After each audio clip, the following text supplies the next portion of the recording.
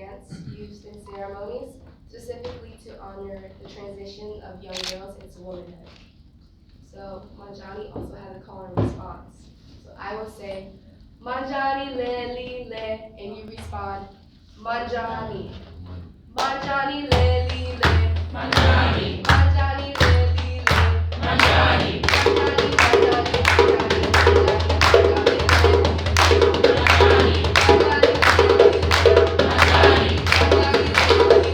Manjani,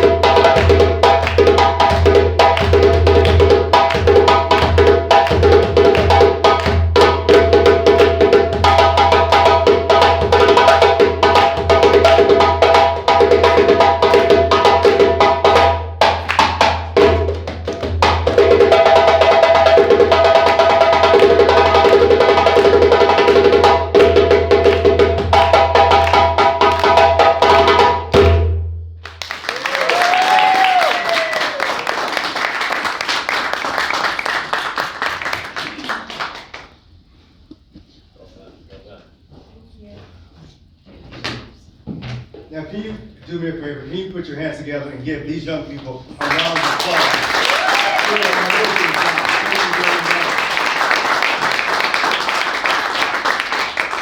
First of all, let me introduce myself. My name is Mike Gibson. I serve as a State Assembly member. I represent the 65th California State Assembly District. I want to say thank you very much for joining us this morning at this press conference with each and every one of you. As we celebrate Black History Month, a time to dedicate and honor the rich contributions and the profound achievement of African Americans through our nation's history. Black history serves as a vital reminder of the struggles and the triumph and has shaped this nation and our society. We reflect on the legacy, the trailblazers like Dr. Martin King Jr., who believed in the power of education, transformed the lives of our community. His dream of a just and equitable society continues to inspire our today. Education is the cornerstone of empowerment. By engaging in African American history into our curriculum, not only do we acknowledge the past, but also informs our future. The introduction of the AP African American study course in our major is a major step in strengthening and inclusion in our community.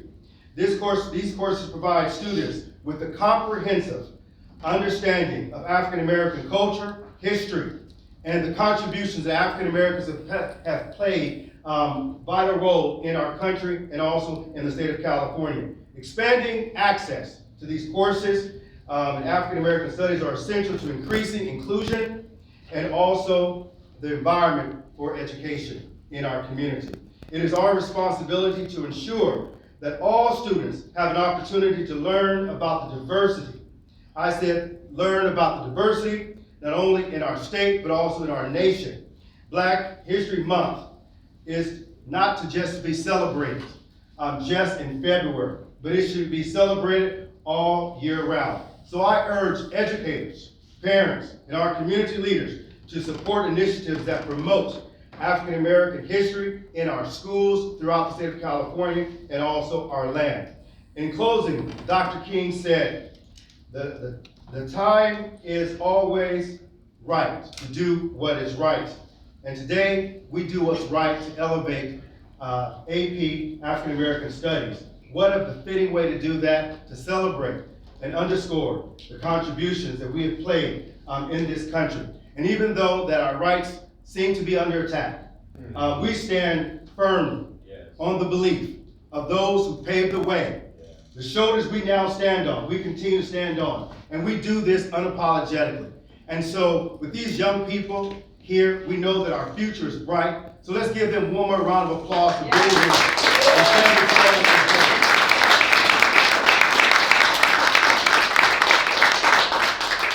And even though his history is now just being chronicled in the history of the state of California, being the second African-American superintendent that this state has known, someone who's been a trailblazer for education. I'm happy to have served with this gentleman in the California State Legislature. He's a great dad. I just asked him about his two beautiful children and how they're continuing to stand in the tradition of success. So would you please help me welcome California State Superintendent, Mr. Tony Thurman.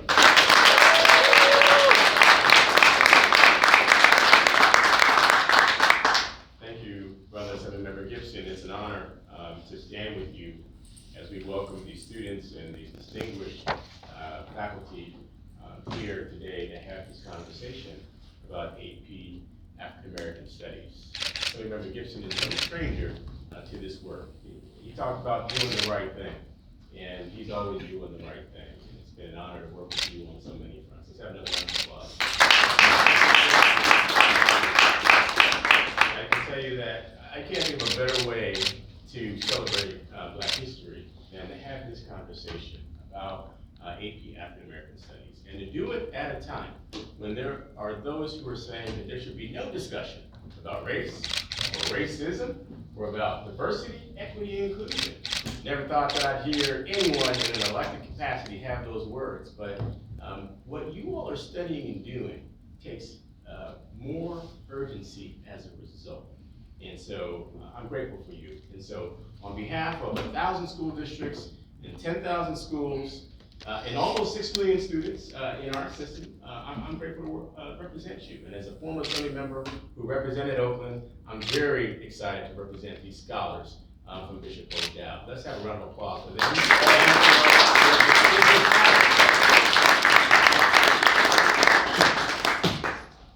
I want to also thank the College Board for being here today for the work on AP African American Studies. More than a year ago, I put out a call to those who publish textbooks in our schools to say that they must diversify the images, narratives, and stories that our students see. And most of the publishers, they went running. I had a hearing and most of them ran, and College Board ran to us and said, here's what we're doing to diversify the images that our diverse students see. The truth of the matter is that African American Studies is something that has helped so many find their way. They always tell us that if you know where your history is, if you don't know where you come from, it's often hard to know where you're going. And so this is not new, but yet there are those who push back. And what I love about African American Studies as someone who attended a university that was the first to offer a graduate degree in African American Studies at Temple University under the leadership of Dr. Malefi K. Asante, is that we know that when people learn about themselves, we all do better. And the other thing is that inclusive education benefits everyone of all backgrounds. That's why I don't get it. I don't get why people are fighting so hard to suppress. But I'm glad that there are 117 school districts in the state that said, no, we're not going that way. We're going to offer AP African American Studies. And I'm grateful that in this state, when others say don't talk about race or racism or talk about anything that has to do with culture, we've gone the other way. We've passed legislation along with my colleague, Mr. Gibson, AB 1070 that says we don't ban books in the state of California. We talk about race and the impacts of racism. We use it as a springboard to make sure that it never happens again. And so I'm grateful for my colleagues. I'm grateful. Right now I'm thinking about my grandparents. My grandparents and I were descendants of slaves who, as part of the migration, voluntary and involuntary, ended up in places like San Andres, Colombia.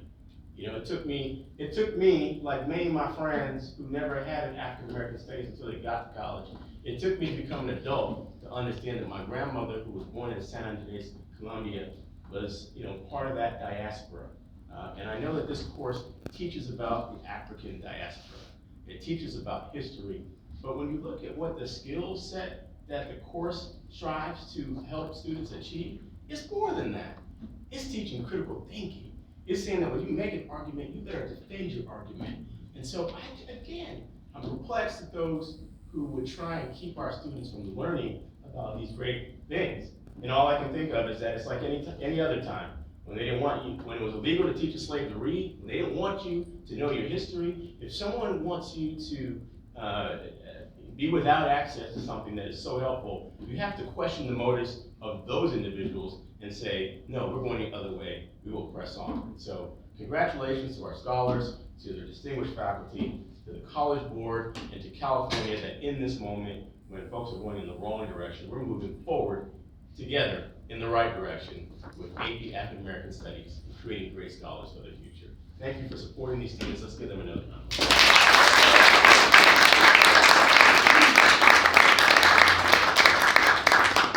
Now, excited that we have Tony Green here from Bishop O'Dowd, and also a pleasure now to introduce Dr. Donald Singleton, who is the AP African American Studies teacher at Dorsey High School. Please welcome.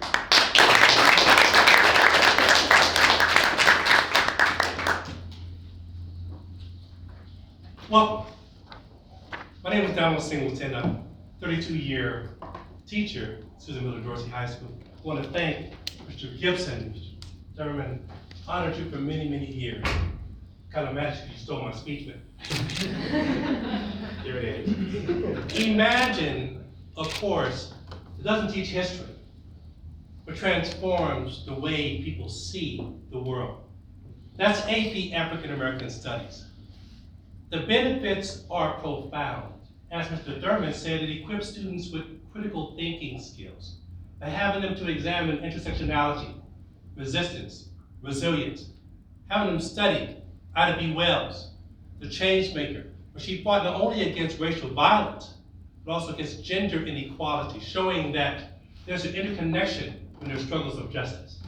Also, young people have to learn how to make choices by examining their past.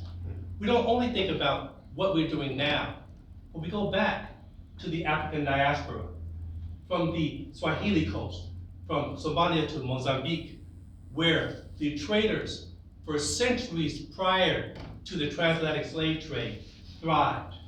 Africa was never an isolated place. It was a global powerhouse long before the colonization. We have to realize that our young people are learning skills in the classroom that they can take out into the world. I was looking at the Super Bowl as you were, and I saw one of my former students, DJ Mustard, speaking. He loved class. He loved to communicate. Kendrick Lamar from my hometown of Compton talked about how it's important that there's a global watch over what we do. I want to congratulate the College Board for bringing this course, but I want to impress upon you the need to invest into our young people. What happens is an investment in our students and making sure that they're included in this world society opens doors for everyone. There's no better investment in our students and in our future. Thank you.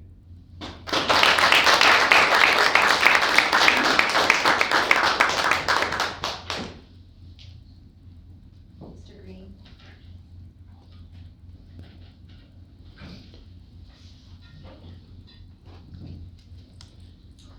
Okay, good morning. And Aquaba. So Aquaba is the greeting that we use when we open up our class every day. And the College Board, along with UC Davis, invited me to travel to Ghana to do a presentation along with Dr. Brandy Waters, who's in charge of AP African American Studies with the College Board. And one of the things we learned about this universal greeting, Aquaba. It means we are here for a reason, right? So this is no chance that we're here, especially in the state of California, a state that's named after Queen Calif, right? A Moorish queen, a legendary Moorish queen. right? And just like Brother Dr. Donald Singleton said, you know, our history travels through the roots of the country, right? Pre-colonial times. So when the Spanish first came here, in honor of Queen Calif, this legendary queen, they named the state after her, all right? As far as African American studies and the importance, humans came out of Africa about 250,000 years ago, right? So we all share a same common genetic line, all right? It's called mitochondrial DNA, right? That original human has been called mitochondrial Eve. It passes through the lines of the women. So all women in here share that same common DNA, and it's been passed through the entire population of the state. So African American studies is important for a number of different reasons. Marcus Mosiah Garvey says, a people without a history is like a tree without roots. And since we are all genetically tied to Africa, unless we learn the proper history of who we are as people, irregardless of skin color, right? There's a lot to be left on the table that we don't understand. And what African American studies does is it teaches the proper story of who we are as people, and secondarily, who we are as Americans, all right? I love my students. They did a great job. Yeah, I'm very proud of them, and they set a real good foundation for the rest of the day. Yeah, Kwabo, thank you.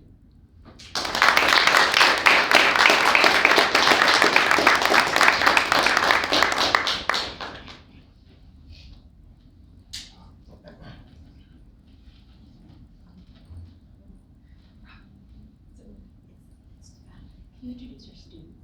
Oh.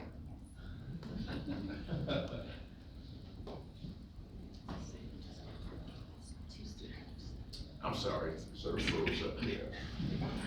So if you look at Morgan and Ababakar, okay, what they did is they completed Unit 1. Unit 1 is in Africa. Okay, we've got 3 more units to actually complete of the curriculum. The second unit is going to be Braylon and Yomi, and they're going to talk about, is it Braylon and Yomi? First, you're going to introduce London. Who's? London is going to speak first. Oh, excuse me. I got ahead of myself. So what London is going to do is London is going to represent, and Myler are going to represent, you know, the class in this interview. Perfect. All right.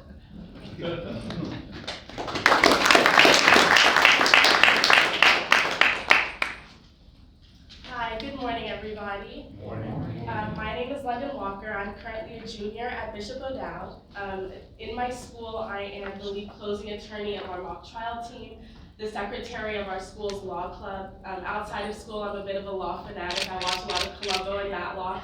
But I also do a lot of internships. I've worked with the Alameda County District Attorney's Office, the San Francisco Public Defender's Office, and various other places. So today I wanted to talk a little bit about what I've personally learned being a part of the AP African American Studies course. I am in this course actively studying every day for our tests and exams. But it's a lot more than just a class. So you've heard various people talk about what else you can learn from AP African American Studies, but it's important to remember that AP African American Studies is not just an ethnic studies class. It's a STEM class. It's an English class, it's a history class, it's a music class, it's about culture, it's about connection, and it's about making change. So in class, we learn about various change makers that maybe haven't been highlighted in some of our other classes. It's about making up for spaces in our science classes where maybe I don't hear about people that look like me that have made extremely large changes to the way that we learn about science. And one way that I have identified those changes is really through law. I'm someone who's very interested in the legal field, especially in criminal justice. And one thing that we frequently talk about is different cases that have made an effect on the way that we learn, on the way that we speak, and on the way that we interact. But the important thing to remember is these cases don't just start with the Supreme Court or with a lawyer. They start with people. people who disagreed with the systems that they were in, and the underlying issues, whether it's racism, whether it's sexism, or whether it's other isms that affect our everyday life, are talked about in AP African American Studies.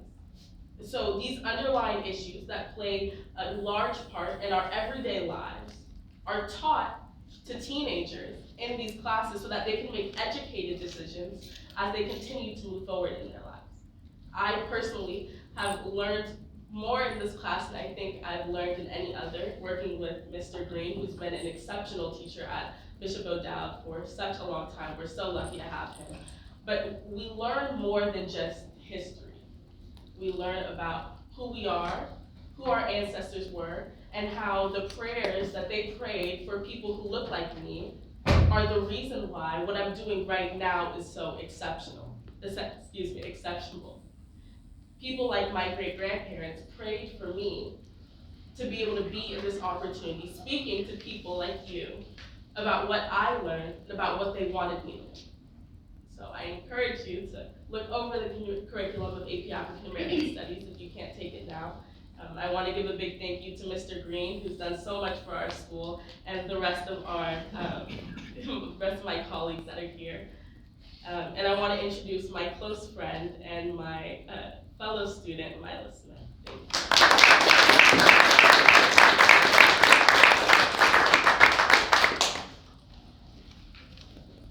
Hello, everybody. Good morning. My name is Mila Smith, and I'm a current junior at Bishop O'Dowd. As a leadership role, I have actually created my own club called Sisters of Success, which focuses on fostering community amongst the Black girls on campus. We do lots of service work. We have women who are making impactful moves in our community come and speak with us. We do lots of engaging activities to really uplift our students and foster a great community amongst the girls on campus. In addition to this, I'm on the Executive Council for the Black Student Union and a member of the Ubuntu Executive Board. Ubuntu means I am who I am because of who we all are. And the board focuses on bringing equity and diversity amongst all students on campus. Outside of school, I'm a tutor at Kumon, and I love spending time working with the youth in my community. So I've done service work at Ile Omide, a private African-enriched school in my community, as well as a program at College Prep School, called the Caucus program. Today, I really wanted to focus on the importance of African American Studies, as I feel the course is very uplifting as a member of my community. In our times now in society, even though we have made strides with racism and sexism, there's still a lot of work that needs to be done. And through this course, I've been able to truly find who I am as a person and really ground myself. As Mr. Green mentioned, we learned about mitochondrial Eve, which is a woman that stemmed from Africa many, many years ago. It's the theory that we all come from one place. So I feel like there's always a focus on separating us through our race, where we come from, our genders, height, abilities, body types, but really I feel like there needs to be a focus more on unity amongst our community, more closely and nationwide. And this course does a great job uniting people. Some people might feel that the course only focuses on Black culture, so it can only be beneficial to students of a Black background, but I feel that this course is really applicable to students of all backgrounds. For example, I'm able to uplift my students in my club, Sisters of Success, because in one of our units in African American Studies, we learned about the Dahomey tribe, which was in Benin, Africa, and they're an ancient tribe that was solely women, and they dominated all other tribes in their region, fighting strictly with their bodies and own strength. And it's just really empowering as a young lady in my community to know that there are people and my ancestors who are very, very capable, and that I'm in this position right now and have the ability to do the same. So I really suggest looking into the course. It's a great opportunity for all students to learn about their heritage and to create better change for our future. Thank you so much.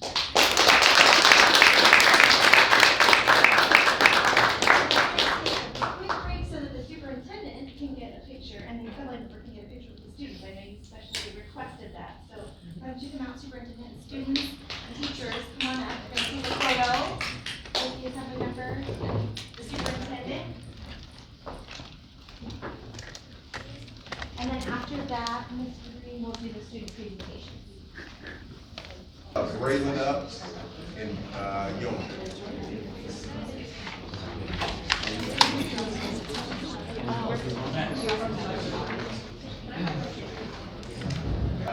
portion, I want to introduce one of my students, Age, Ms. Jayla Daly. So she gives us a hand. Let's give her a hand, please.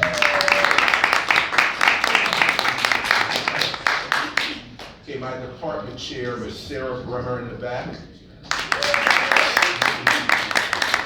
And school president over to my right, Ms. Kim Walsh. So, school has been 100% in support of Black Studies at O'Dowd, and we've been working up there in Black Studies for the last 33 years, and the Black Students Union has been active for 39 years. Now with the presentations, what we're actually covering is the 4 units of the curriculum in AP African American Studies.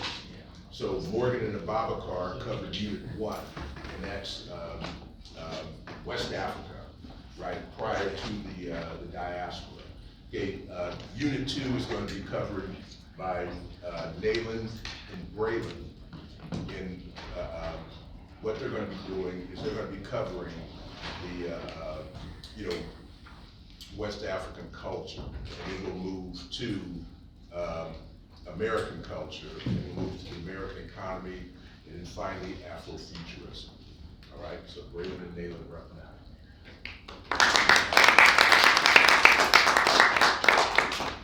Hello, my name is Braylon Lillard, and I'm a junior at Bishop O'Dowd. Not only am I a student, I'm also very involved in the school outside of the student body. I'm on the executive council for our school's Black Student Union with Mr. Green and his wife, Mama Green. That's what we call her. And that kind of really shows you how it's a community. It's always a place where I can go, spend my lunch times, and really collaborate with other students. I'm also on the Ubuntu Unity group, which means I am who I am because we all are. And I think that this really definitely ties into this class, and especially African economics, which AP African American Studies covers. Now, AP African American Studies, it's really about understanding this concept of the interconnectedness of who we all are. In America, we tend to look at things as just black and white, literally and metaphorically. Well, that's definitely not true in this studies course. If we look at African economics, you can definitely see how there were empires, African empires on the trading coast of Mali, and they were all interconnected with Portugal, and they had sustainable trading relationships, which I feel like we can really look back on today and see how, if we could have worked together then we definitely can work together today. And this still impacts us now when we look around at society and we're trying to figure out ways of how we can integrate ourselves, not only to make the Black community more cohesive, but how we can make America more cohesive. Now, additionally, outside of school, I play water polo, Club USA water polo, and AP African American Studies have really taught me that although I may be the only person who looks like myself in this space, that doesn't mean that I can't pave the way for others who look like me. I can't be the first and then have more come after me. And AP African American Studies has really taught me that although there aren't a lot of people who I've heard about in my other peers, in my other classes, there definitely were people who were active in those roles and really supported and paved the way just like I did. And I'm also an honors French student. And being in honors French has really connected me to my culture. And in AP African American Studies, we learned about a group of people in Senegambia who took their farming practices through the transatlantic slave trade all the way to Louisiana, where my family was from. And I know the Super Bowl was hosted in Louisiana. A lot of us were probably tuned in, and a lot of people may have looked past a lot of those cultural aspects, but you see the beads, you see Mardi Gras coming around, and a lot of those aspects of Louisiana culture has not only a lot of French impact, but a lot of African and West African and Senegambian impact. And specifically when we're looking at economics in AP African American Studies, the Senegambian people, which is where I originate from, they really helped with cultivating the earth and helped America when they were only the 13 colonies. They helped them really become a world global power. And they taught them how to plant rice, yams, and eventually cotton. And they're pretty much the foundation of why we're able to do the things we do as far as economics. And now I'm going to hand it over to my colleague Nayland to go more on economics.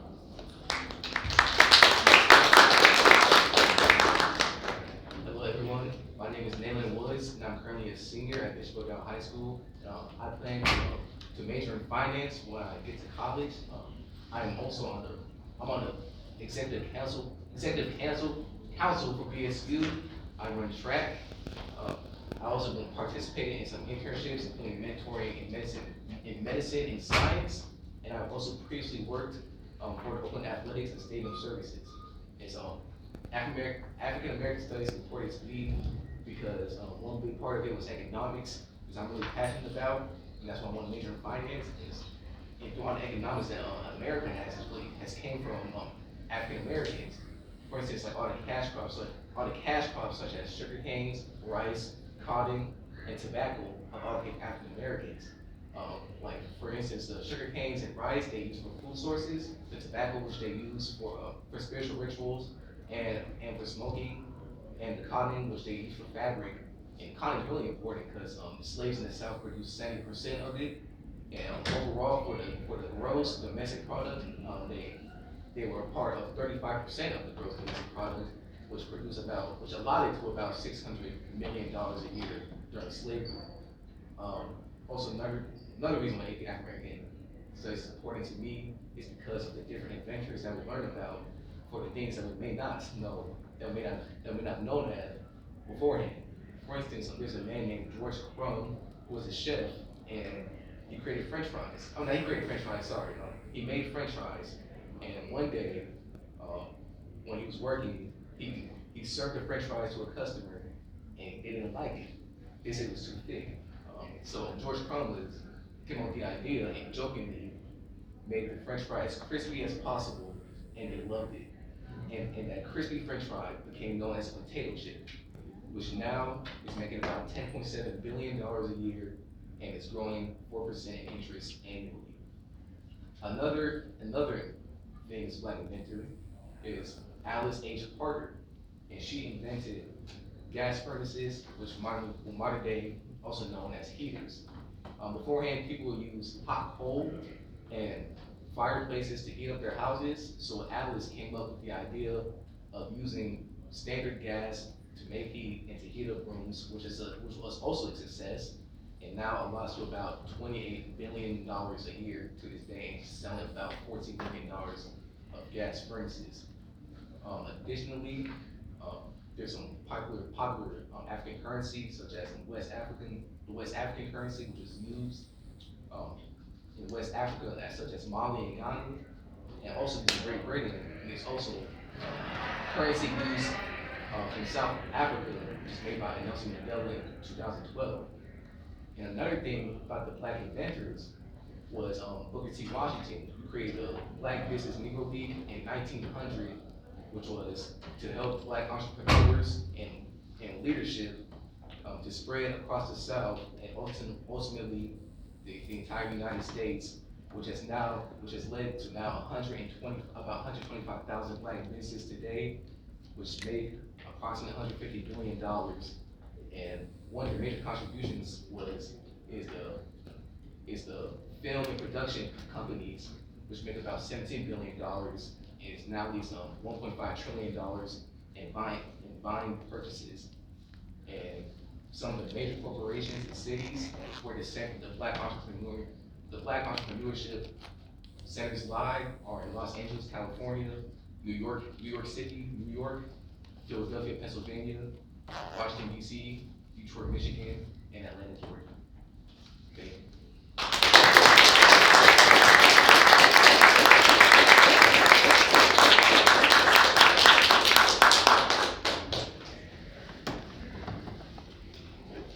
Okay, now, just one sort of point of clarification here. The students actually developed these PowerPoint slides, right? And we found out that they could not execute it here. So the students just coming right off the top of their head. So they actually studied these. All right, so next we have Yomi and Mila.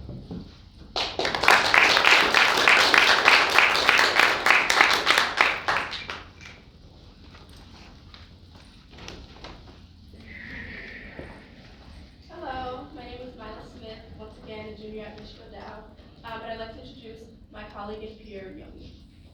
Hi, my name is Yomi, senior at Bishop O'Dowd High School.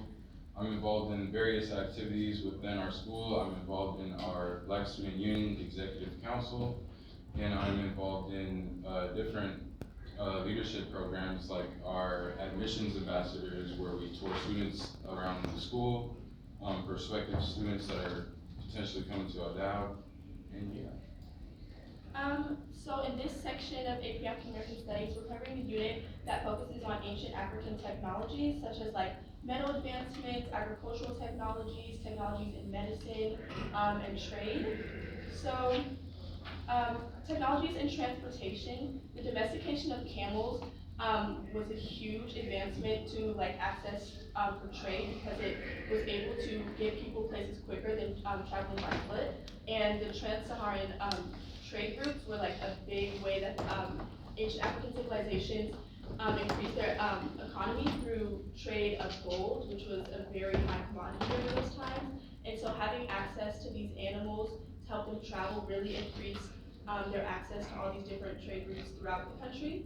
And the ability to pave roads through stone roads, not paved, but the ability to create roads with stone and brick really helped them. And it shows sort of like the intellect that these people had before more modernized technology, because they were able to memorize all of these maps and routes and roadways and canals and waterways, all just on their own, and had to remember this. They used the stars and other natural resources to help guide them places, which was really helpful in their traveling and trade advancements. As well as this, technologies in trade and commerce was very advanced during this time. So iron tools were a really big part of the growth of ancient African civilizations. They used iron to create tools for agriculture, such as machetes and different things to pick things, such as like cotton and rice. They used iron as a currency, actually, because it held so much value during that time. And iron was also used for spiritual ceremonies. So we don't have our slideshow here, but there were images of ancient iron finger pianos, which were used for different spiritual ceremonies, coming of age ceremonies, birth ceremonies, death ceremonies. And it just shows how the Africans were able to use tools and make them very versatile to be adaptable to all areas of their life. In addition to this, the weighing and measurement systems were highly used during these times, particularly to weigh gold during trade to make sure that they weren't getting scammed out of their trade or anything. But also weighing systems were used for spiritual things as well. So in ancient Egypt, when somebody passed, their heart would be removed from their body and put on a scale on one end, and then the feather of Ma'at, which is an ancient Egyptian goddess that represents the cardinal virtues, would be placed on the other end. And if the heart and the feather were in equilibrium, that would mean that the person was clear of their sins and matched up with all the cardinal virtues and would be placed into what was considered the good afterlife, heaven. If their heart and the feather did not reach equilibrium and they were off balance, then the crocodile goddess would eat the heart. But it just shows how weight and measurement is used in like a financial aspect, but also a spiritual way, and how they were able to use all of these tools in all the different aspects of their life and mass produce them in a time where they weren't having access to like machine cooking. All these things were handmade and made with their brains. Nobody's gonna continue for us. So I'm going to be going over technologies in architecture and buildings first. So we're going to start off with Great Zimbabwe, which was a massive city trading center with extremely huge walls surrounding it. And this building was built without mortar, so they weren't able to use this paste to stick the stones together to make it a secure building, like how we usually do in modern times. And this structure was the largest stone structure in pre-colonial Southern Africa. And I'm also going to be talking about the Nubian pyramids from the Kushite kingdom. And then the Nubian pyramids were built by the kingdom of Kush, and they show advanced knowledge of mathematics and engineering. And these pyramids were initially built for, they're initially like coffins for wealthy and rich royalty people from the Kushite kingdom. And then I'm also going to be talking about early African medical and astronomical practices. So first, there's herbal and medicine and pharmacology. So first, there are the Egyptian medical texts, for example, Ebers and Papyrus. And then these two texts are one of the oldest medical documents containing treatments for diseases and surgical procedures and medical plants. And then there's also different types of surgeries. For example, trepanation, which is a skull surgery that people perform to cure certain mental diseases. And there's also ancient Egyptian calendars. These were one of the first 365-day calendars based on the rising of the Sirius star, which is the brightest star in the night sky. And it was also based off of the Nile floods. And some modern day African innovations are renewable energy and sustainability plants. So waste to energy plants, for example, Repi's waste to energy facility in Ethiopia. And this waste to energy plant, it converts garbage into electricity. And then there's also, for transportation and infrastructure, there are also the company Zipline. They created drone technology for deliveries. So it originated in Rwanda and Ghana, and these companies created drones to deliver items to different places. And there's also medicine and AI in healthcare. So AI-powered platforms like mPharma and 52Gene are enhancing genetic research and making the medical field making it easier for patients to access their specific needs. And there is also a smart city there's a smart city plan in Kenya, and it's backed by approximately $800 million, and it's a planned city that will boost information communications technology. And yeah, that's it. Thank you so much.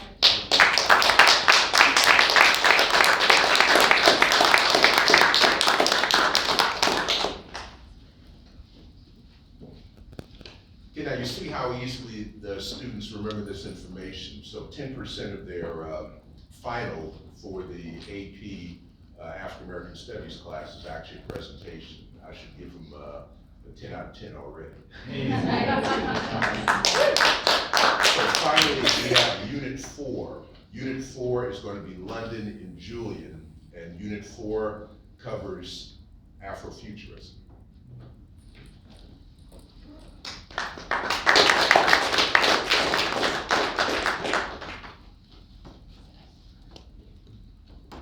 Hi all, again, I'm London Walker, I'm a junior at Bishop O'Dowd, and Julian and I are going to be talking about Afrofuturism, one of the units of the AP African American Studies course. So we created a definition about Afrofuturism, and it says that Afrofuturism merges African diasporic culture with science fiction, with technology, and with speculative design to imagine new futures for African Americans while exploring the intersections of race, identity, and technology. Now, we'll go a little bit more into this by identifying two ways that we see Afrofuturism. The first is in cultural reclamation. It uses art, literature, and music to reclaim the African cultural identity by also challenging the traditional representations of African Americans that we see now and that we don't want to see in the future. Now, the second way is through speculative design, which we mentioned in the definition of Afrofuturism. And the movement of speculative design imagines alternate realities where African Americans have the power to shape their own destiny, whether through advanced technologies, new social structures, or liberating cultural practices. Now, this is a lot of words, so I'll explain to you what we mean by this. So We chose two ways that we see Afrofuturism through cultural reclamation and speculative design, the two ways that we learned them in the course. So the first was through a book by Octavia E. Butler, an esteemed author, and the book is titled Kindred. And if you haven't read it, I'll tell you a little bit about what happens in the book. I hope I don't spoil it for you. But there's a protagonist, her name is Dana. She's born in Los Angeles in the 1970s. And throughout the book, she actually mysteriously travels back to the antebellum South. And she sees her ancestors and understands the struggle of what they're going through. And so why this is important to Afrofuturism, which talks about moving into the future, is because we can't move into the future if we don't identify what has happened in the past. And so through the AP African American Studies course, we really do exactly what Dana has done and travel back into time periods where African Americans weren't afforded the opportunities that we may have today and that we want to continue to see in the future. Now the second way, as I mentioned, through speculative design, is actually through an art piece. Now you can't see it, so I'm going to try and explain it to you as I can. It's an art piece called Entitled. It's by Jean-Michel Basquiat, and it is a somewhat abstract painting. It has a skull made with black paint, but it shows a lot of harsh brush strokes, a lot of crowns that are symbolic of the change that African Americans are making to this day, how we're moving into the future. And so I chose these two pieces of work because they really contrast each other, but they show creation and destruction, and how those juxtapose. We have seen destruction in our past, but we also know that that leads to new creation and new change, and that's one of the things that we've learned in the AP African American Studies course. And now I'm going to pass it on to my colleague and one of my mock trial teammates, Julian Hoover.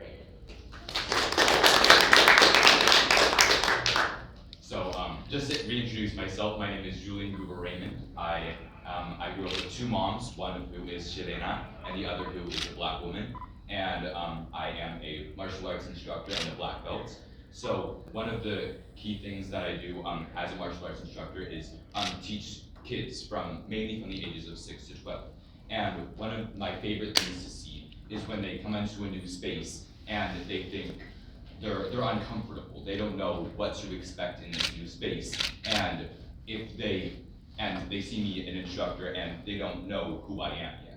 And I'm able to introduce myself and make some kind of connection with them.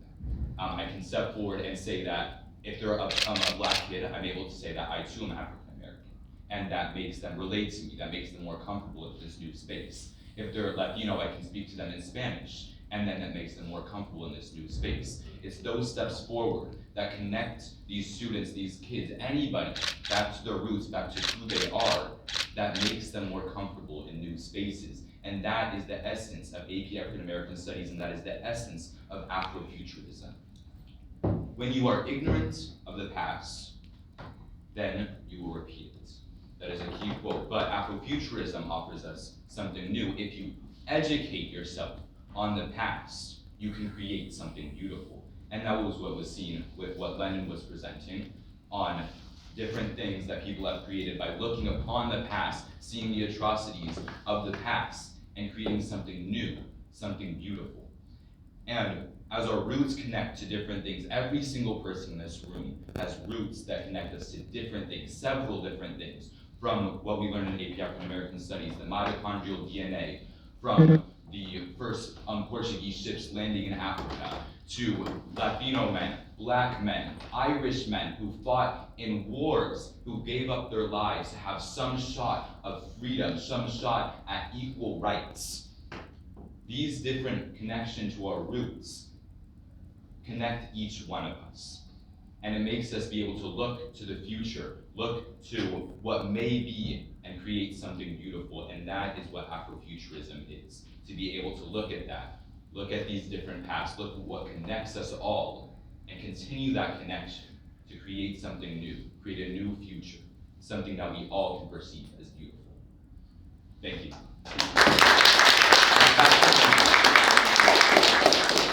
So briefly, just one more thing. Now, we talked about two ways that we see Afrofuturism through cultural reclamation, where we talked about kindred, and we also talked about speculative design, where we talked about the painting by Jean-Michel Basquiat. But one way that I've seen Afrofuturism is through a company that I actually co-founded with my family. It's called HBCU Prep School, and we write books for children, especially African American children, and teach them about their heritage and about how they can move forward in the future. Now, what we really teach about is HBCUs, Black Wall Street, but we recently had a new book. It's called The ABCs of Cybersecurity. We worked closely with the White House and the previous administration of the White House in creation of this book for children about African Americans in connection to cybersecurity. But it was one way that we actually tried to connect cultural reclamation and speculative design in one book. We talk about change makers of the past that have worked in STEM and moved forward in the cybersecurity world. And then we also talk about how African American children can now move forward in positions of cybersecurity as they can today. And we worked closely with Camille Stewart, who was the former deputy of cyber in the White House, to create the ABCs of cybersecurity. But it was one way that we really tried to connect Afrofuturism to the children who are reading and learning today. Thank you so much for listening.